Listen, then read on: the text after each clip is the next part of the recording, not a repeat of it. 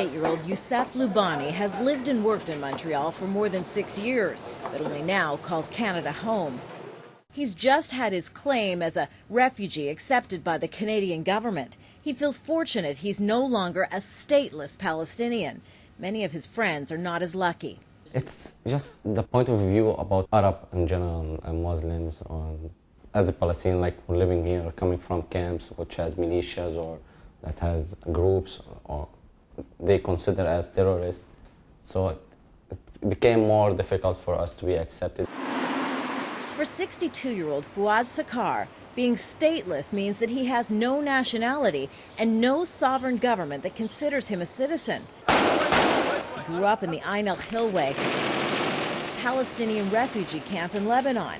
The Lebanese government does not recognize the camp's residents as citizens. He came to Canada 6 years ago, searching for a citizenship. I was very happy when they told me, welcome to Canada. They arranged the papers for me and they gave me medical card and ID. Fouad learned Canada's refugee processing can be unforgiving. He says his claim was heard by a single judge who was unfamiliar with the plight of Palestinians living in refugee camps and rejected his claim. There are no appeals. That means Fouad now lives in Canada illegally. Without a passport, he may never see the wife he left behind in Lebanon again.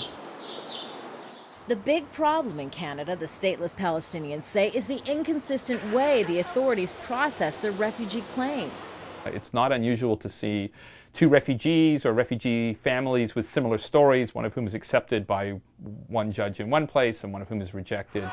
After the attacks in New York and Washington on September 11th, the number of claims rejected rose dramatically, according to refugee advocate groups. 37-year-old Osama Sheikh Omar understands this all too well. He's convinced his name alone led Canada's refugee board to reject his case. In my own case, my name is Osama. My name, my religion, my nationality, they all make matters worse for me. The stateless Palestinians say they can't understand Canada's mixed messages. On the one hand, rejecting their claims at this immigration office on the grounds they would not face danger if they returned to the refugee camps in Lebanon. Yet Canada has issued a travel advisory to its own citizens, cautioning them they would face extreme danger if they were to visit those very same areas. The facts don't actually always correspond to this reputation we have as being an open and welcoming country and one that respects human rights. Youssef is now working to change that. He's helped get thousands of Montreal residents to sign a petition to rally the Canadian government to re-examine how it deals with stateless Palestinians. And he's calling on Ottawa to ban deportations to the Palestinian-occupied territories or refugee camps.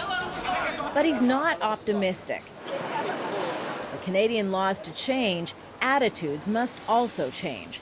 And he doesn't see that happening anytime soon.